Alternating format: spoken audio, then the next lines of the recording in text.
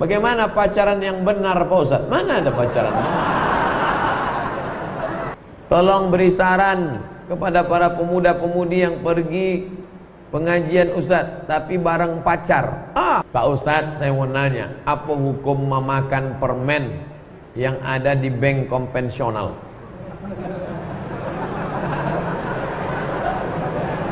Assalamualaikum warahmatullahi wabarakatuh. Hai sahabat religiwan semuanya, semoga usia bertambah, istiqomah juga semakin bertambah, amal bertambah, maka bertambah pula kesiapan kita untuk tetap menebar kebaikan. Assalamualaikum warahmatullahi wabarakatuh. Bagaimana orang sudah berhijrah tapi masih pacaran? Belum hijrah lah itu. Udah hijrah itu artinya al-muhajir man hajara ma nahallahu an. Itu dia hijrah. Ini kata hijrah pun dia belum paham. Hijrah apa? Baru ke masjid hijrah. Wal muhajir, orang yang hijrah adalah man hajara ma nahallahu an, meninggalkan yang dilarang Allah. Pacaran itu dilarang apa tidak? Yang mengatakan dilarang yang udah nikah aja. Terus bagaimana solusinya Pak Ustaz? Putuskanlah. Ustaz Felix kan udah nulis buku, udah putusin aja. Bagaimana pacaran yang benar Pak Ustaz? Mana ada pacaran? Sama Ustaz, bagaimana minum khamar yang benar Pak Ustaz? Pacaran itu tak ada. Kalau memang betul serius mau kenalan, ya ta'aruf, udah cocok, khitbah, pinang, habis itu nikah, selesai. Saya masih lajang, saya suka melihat foto akhwat di Instagram, tapi bukan yang seksi-seksi. Apakah saya salah Pak Ustaz? Ya, laki-laki disuruh menundukkan pandangan, ghaddul basar, tak memejamkan, tak disebut pejamkanlah, panjang mana tampaknya, menundukkan pandangan. Ini kata Syekh Muhammad Al-Ghazali, gurunya Yusuf Qardawi, dalam kitab Al-Hadis baina ahli sunnah baina ahli al-fiqh wa ahli al-hadis. As-sunnah baina ahli al-fiqh wa ahli al-hadis. Kata Syekh Muhammad Al-Ghazali, kenapa laki-laki itu disuruh menundukkan pandangan? Karena perempuan itu wajahnya nampak. Nah, itu salah satu argumen dia. Dia termasuk tak setuju cadar itu wajib. Bercadar baik, tapi mengatakan cadar wajib, ini ikhtilaf. Kenapa disuruh menundukkan pandangan? Karena perempuan itu wajahnya kelihatan. Kalau cuma batang hidungnya aja, untuk apa nunduk? Itu kata dia. Tapi perempuan yang sudah bercadar baik, bukan dia tak setuju, baik. Tapi mewajibkan dia tidak setuju. Ada yang mewajibkan, ada. Syekh Abdul Aziz Ibnu Baz, Mufti Saudi Arabia, wajib kata dia. Tapi kata Syekh Albani, tak wajib kata dia, baik. Nah, ini tentang masalah ikhtilaf tentang cadar. Bagaimana hukum makanan pemberian non-muslim? Nabi diberi asal banha, asal madu. Banha nama provinsi di Mesir, penghasil madu Arab. Lalu kemudian dikasih ke Nabi. Dari mana orang Mesir bisa ngasih madu ke Nabi? Dikirim Nabi surat ke Raja Mesir namanya Jirjis, panggilannya Mukaukis, dibalasnya madu. Jadi kalau mau dapat madu, kirimlah surat, dapat madu. Diminum Nabi madu tuh habis. Nah, itu dalil boleh menerima makanan dari non muslim, karena dengan syarat makanannya itu halal. Madu, minuman kaleng ada label halal, boleh, silakan. Apa hukum chatting dengan seorang akhwat walaupun hanya curhat saja? La talbisul haqqa bil batil. Jangan kau campur yang hak dengan yang batil. Sebelum kau hijrah, dia halangi hijrah. Setelah kau hijrah, mulailah kata dia, enggak apa-apa, cuman ngobrol aja kok. Enggak apa-apa, kan enggak nampak wajahnya. Tak apa-apa. Setan tidak pernah mengajak orang ayo berzina, tapi setan mengajak menapaki langkah-langkah. Makanya la tattabi'u khutuwatis syaitan. Jangan kau ikut langkah-langkah setan. Bagaimana mengatasi orang tua yang tidak ngaji, sementara kita takut dosa kepada orang tua. Orang tuamu itu ada lagi yang lebih tua dari dia, senior-seniornya. Maka dititipkanlah kalimat-kalimat penting melalui mulut mereka. Jangan kau menceramahi mereka. Orang tuamu itu kan punya nenek mama, sampaikan, nenek mama, ini orang tua saya ini tak ngaji, tolong nasihati. Kata nenek mama, aku pun tak ngaji juga. Komplitlah penderitaan itu dah. Tentu ada di antara mereka itu yang Pak Haji, yang soleh. Apakahlah mulut dia? Jadi niat kita tetap sampai. Itu namanya bijaksana. Apakah manusia bisa bertemu dengan Rasulullah dalam mimpi? Man ra'ani fil manami. Siapa yang melihat aku dalam mimpi, faqad ra'ani. Sungguh dia sudah melihat aku. Lianna syaitana la yatamatsalu bi. Karena setan tak bisa menyerupai aku. Hadis sahih. Seperti yang dialami oleh anak Ustadz Yusuf Mansur. Anak siapa pun bisa, tak mesti anak Ustadz. Apalagi anak Ustadz. Anak Ustadz Yusuf Mansur katanya berjumpa dengan Nabi. Masalah Ustadz, masalah anak Ustadz, masalah ulama, masalah Habib melihat Nabi SAW, dapat zikir dari Nabi, dapat salawat dari Nabi. Sejauh mana mimpi itu membuat kita lebih istiqamah, itu yang lebih. Al-istiqamah khairum min alfi karamah. Satu istiqamah lebih utama daripada 1000 karamah. Kalau dia memimpi Nabi itu dianggap sebagai karamah, tapi ada yang lebih hebat lagi yang kita inginkan setelah mimpi itu semakin istiqamah. Mudah-mudahan kita termasuk yang istiqamah. Saya ingin tanya, sekarang banyak tersebar di sosial media tentang Suriah. Katanya Bashar al-Assad itu baik, dan katanya Bashar al-Assad itu difitnah. Yang memfitnah itu Ustadz Somad. Tak ada di sini, saya aja. Karena Ustadz Somad ada videonya pendek, mengatakan laknatullah, dilaknat Allah. Sedangkan tak boleh melaknat orang beriman. Sibabul muslimi fusuqun, mencaci maki orang muslim fasik. Kalau dia muslim, Abdul Somad mencaci dia, berarti Abdul Somad itu fasik. Banyaklah WA masuk ke saya menyuruh saya taubat karena Bashar al-Assad itu baik, ternyata ditunjukkannya kebaikan-kebaikannya.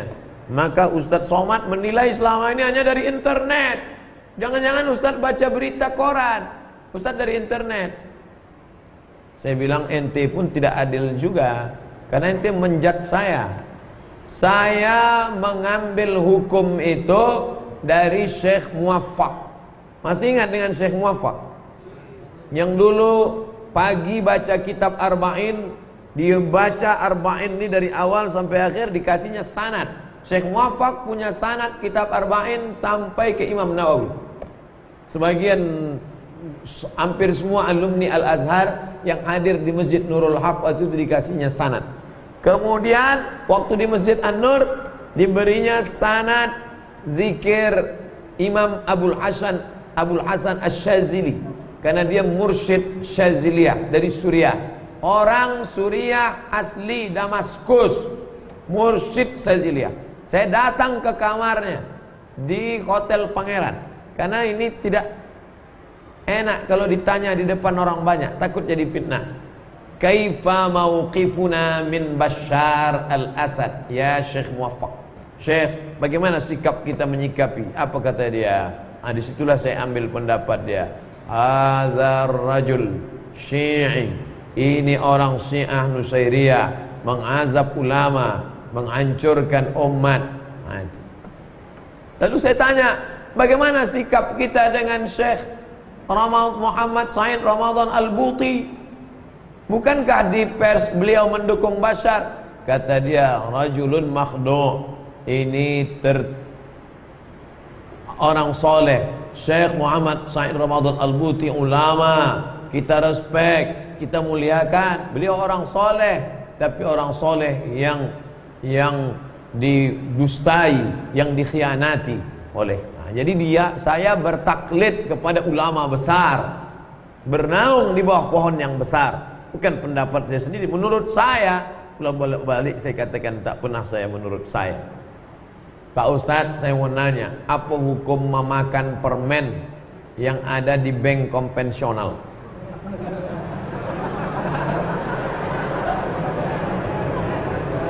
Apakah sama dengan makan riba? Mat'amu haram, makanannya haram. Malbasuhu haram, mashrabu haram, minumannya haram. Malbasuhu haram, pakaiannya haram. Wa udhiya, dikasih makanan. Dikasih makan haram pun tak boleh. Permen itu masuk ke dalam 4-nya apa tidak? 5 tuh Pak Ustaz. Sekarang rawan menyebut angka-angka ini.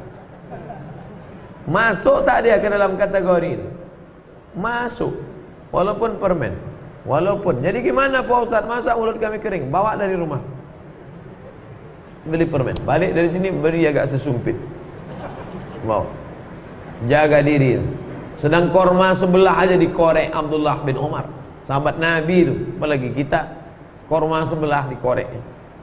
Tolong beri saran kepada para pemuda-pemudi yang pergi pengajian Ustaz tapi bareng pacar.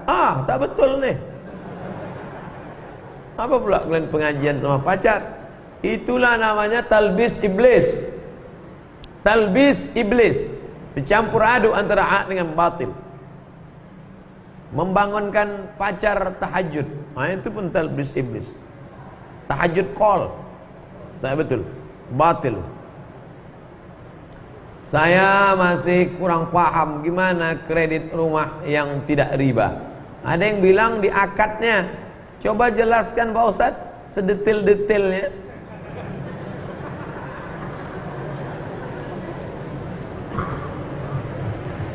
Ini rumah. Nah, rumah ini tidak cash, kredit. Lalu waktu kau mau beli, mana uang? Cash, enggak ada, kredit.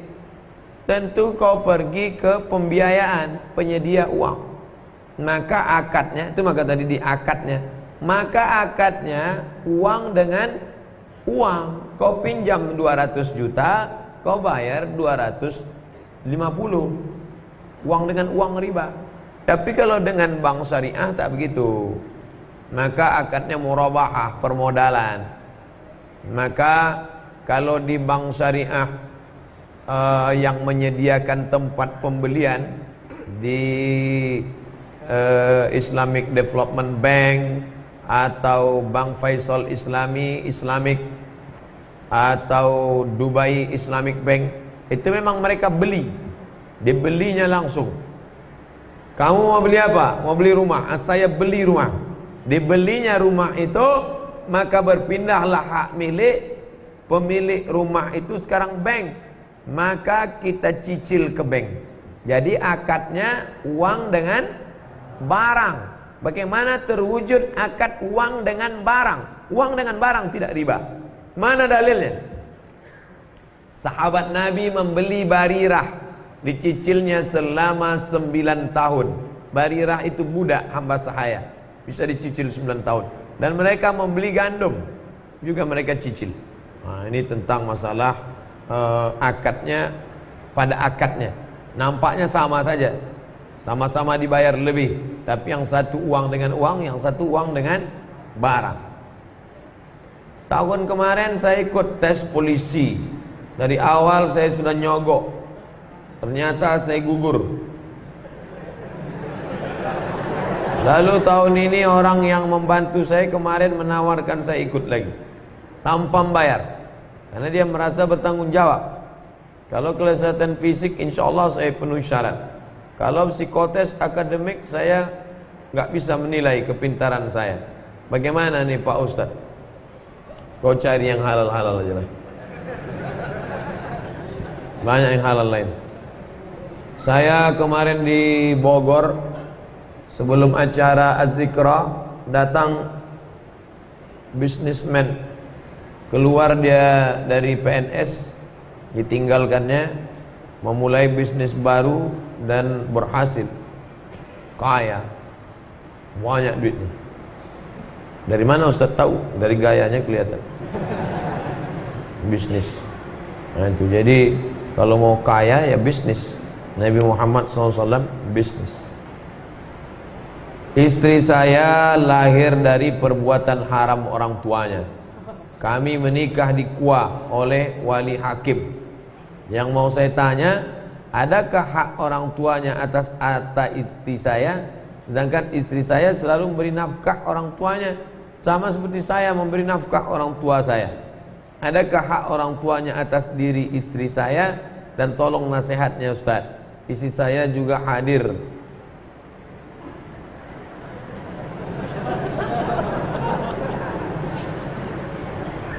Masalah anak mau menolong orang tua, jangankan orang tua kandung, orang tua orang lain, sesama muslim pun dia tolong. Jadi kalau ibu mau menolong orang tua itu, ditolongnya, diberinya makan, baik, tak salah, apa salah? Apalagi dulu dia sudah tahu salahnya, dinikahkan pakai wali hakim. Ini orang tua ini baik. Kalau ada orang tua pernah salah, lalu dia sadar kesalahannya, dinikahkannya anaknya pakai wali hakim, itu orang baik. Itu orang baik, gentleman, mengakui kesalahan. Yang salah itu bertahan dia, bolak-balik dia tidak mau. Saya tetap mau mengakatkan, dia akatkan. Itu orang tua tak baik. Kalau ada orang tua zaman sekarang mau menyerahkan ke wali hakim, baik. Nah, jadi sekarang dia sudah tua, kita bantu makannya, kita bantu. Ini tidak lagi bercerita tentang hak dan kewajiban, tapi bercerita tentang rasa kasih sayang. Ada yang lebih hebat daripada hukum. Di atas hukum itu apa? Akhlak. Karena kalau cerita hukum, orang cerita halal, haram, makruh, mubah, wajib, sunat. Tapi kalau sudah cerita tentang akhlak, maka cerita tentang kelembutan hati, tentang kepedulian. Andai dia bukan orang tuamu, maka dia tetaplah orang seakidah denganmu. Andai dia tidak seakidah denganmu, maka dia tetaplah sama-sama manusia. Andai orang tua istri kita itu non muslim, tetap juga kita pandang dia sebagai manusia. Sama dengan menyikapi Palestina. Untuk menyikapi Palestina tidak perlu menjadi seorang muslim, cukup menjadi manusia saja. Sudah cukup sudah. Kertas terakhir. Mohon doa untuk teman kami yang koma di rumah sakit atas nama Dedi Handoko. Semoga cepat diberi kesadaran dan kesehatan. Ala hadhihi niyyah wa kulli niyatin salihah. Al-Fatihah.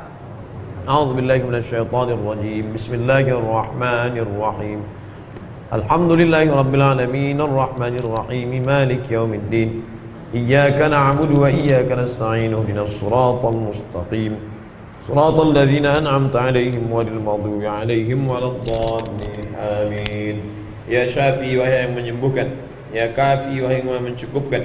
Ya Mu'afi, wahai yang menyehatkan. Ishfi mardana shifaan ajilan. Sembuhkan saudara kami dengan kesembuhan yang segera ya Allah. La yughadiru saqaman, tidak akan kumat untuk selamanya ya Allah. Allahumma dafa'an al-ghala' wal waba' wal fahsya' wal riba wal zina. Jauhkan dari negeri kami malapetaka, bencana, riba, zina, LGBT, perbuatan keji dan mungkar ya Allah.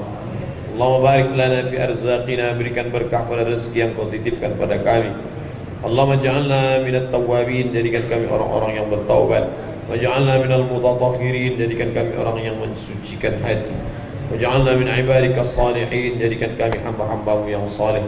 Allahumma waffiqna lima tuhibbuhu wa tardah, berikan taufikmu kepada kami agar kami dapat beramal dengan amal yang kau cintai dan kau ridai ya Allah. Allahumma arzuqna al-istiqamata ala syari'atil gharra wa tariqatil bayda, berikan kami istiqamah dalam syariatmu dan dalam jalanmu ya Allah. Allahumma khtim lana bi husnil khatimah wa la taqtim alaina bi su'il khatimah. Rabbana atina fid dunya hasanah wa fil akhirati hasanah wa qina adzaban nar. Wa sallallahu ala sayyidina Muhammad wa ala alihi wa sahbihi wasallam walhamdulillahi rabbil alamin. Taqabbalallahu minkum minna minkum taqabbal ya karim. Terima kasih segala perhatian, mohon maaf segala kesilapan. Assalamualaikum warahmatullahi wabarakatuh.